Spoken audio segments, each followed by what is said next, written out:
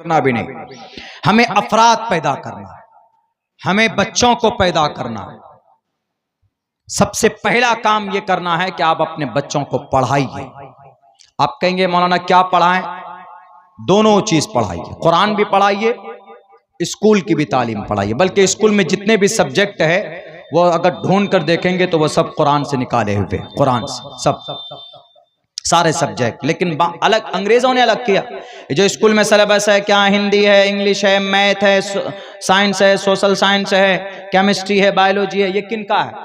ये अंग्रेजों का बनाया हुआ, अंग्रेजों का। और अंग्रेज कहां से लाया? अपने अब्बा के घर से लाया। अंग्रेज कुरान से ढूंढ कर लेके गया। अल्बर्ट आइंस्टाइन 1915 में, जिसको जदीद साइंस का बाप माना जाता, जदीद साइंस का बाप, जदीद साइंस का बानी उसी को माना जाता, अल्बर्ट आइंस्टाइन 1919 में। तो उसने कहा वो कोई थ्योरी लाया। थ्योरी क्या लाया? पहले जमाने में मशहूर, बल्कि 1500 साल तक यह अकीदा रहा कि जो जमीन है 4 करोड़ 60 साल पहले अल्लाह ने इस जमीन को बनाया। 6 करोड़ 30 लाख मुरब्बा मील के इलाके में इस जमीन को बनाया है। इस जमीन पर इंसानों को अल्लाह ने 10,000 साल पहले पैदा किया। इंसान की उम्र सिर्फ 10,000 है, लेकिन इस जमीन की उम्र करोड़ों साल है, अरबों साल है। 4 अरब 60 करोड़ साल पहले तो ये जमीन घूमती है, सूरज भी घूमता है, और वीनस घूमता है, चांद घूमता है, जुपिटर घूमता है, मार्स घूमता है, सारे प्लैनेट, ये सितारे सब घूमते हैं, एक दूसरे के इर्द गिर्द चक्कर लगाते हैं। ये जदीद साइंस की थ्योरी, ये जदीद साइंस है।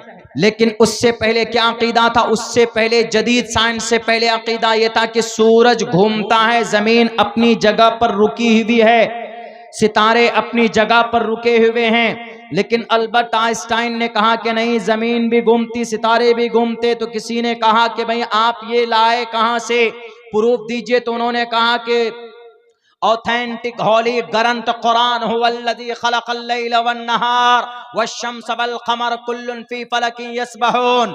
मुसलमानों के कुरान में है। तो ये बात बिल्कुल चढ़ते हुए सूरज के तरह मुतयक्कन है कि जैसे कुरान में रब ने कह दिया तो इसमें कोई झूठ और कोई शक की गुंजाइश नहीं है। कुरान में कहा गया कि सारे सितारे सैयारे अपने अपने मदार में घूमते हैं। तो जदीद साइंस की भी बुनियाद डाली गई तो कुरान करीम की आयत के हिसाब से। इसलिए अगर आप अपने बच्चों को सबसे पहले अकीदा बनाइए, मकतब में भेजिए, मदरसा है करीब में तो मदरसों में भेजिए। उसके बाद अगर आप चाहते हाफिज कुरान बनाइए। अगर आप चाहते अपने बच्चों को कि मास्टर बने हमारा बच्चा, डॉक्टर बने हमारा बच्चा, वैज्ञानिक बने हमारा बच्चा, तो इस्लाम मना नहीं करता।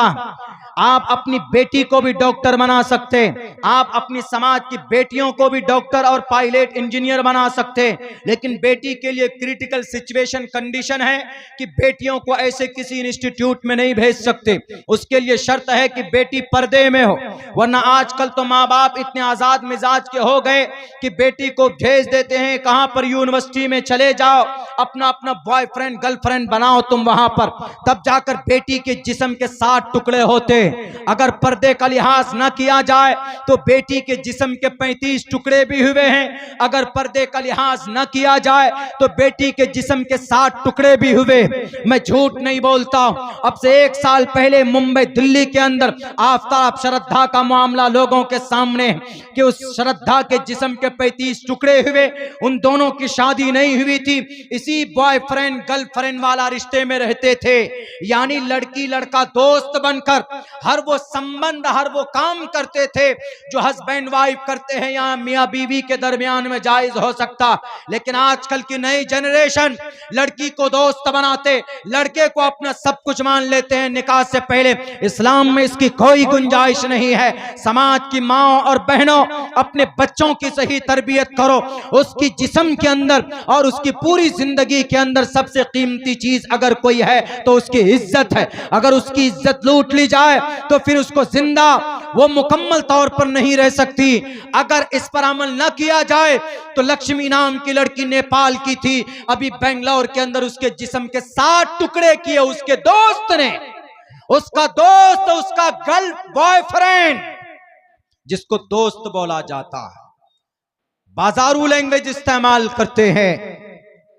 इस्लाम में इसकी कोई परमिशन नहीं है। बच्चे को कहीं पर भी पढ़ाइए, आप डॉक्टर बनाइए, इंजीनियर बनाइए, लेकिन इस चीज का वो रहे कि नाजायज संबंध ना बनने पाए। और जाहिर सी बात है कि जब बच्चियां मॉडर्न एजुकेशन में जाती हैं, इंस्टीट्यूट वगैरह जाती हैं, तो वहाँ पर बच्चियाँ, जाहिर सी बात है, मखलूत तालीम होती है, नौजवान लड़कों से मिलते जुलते हैं, तो वहाँ पर इस तरह की हरकतें हो ही जाती।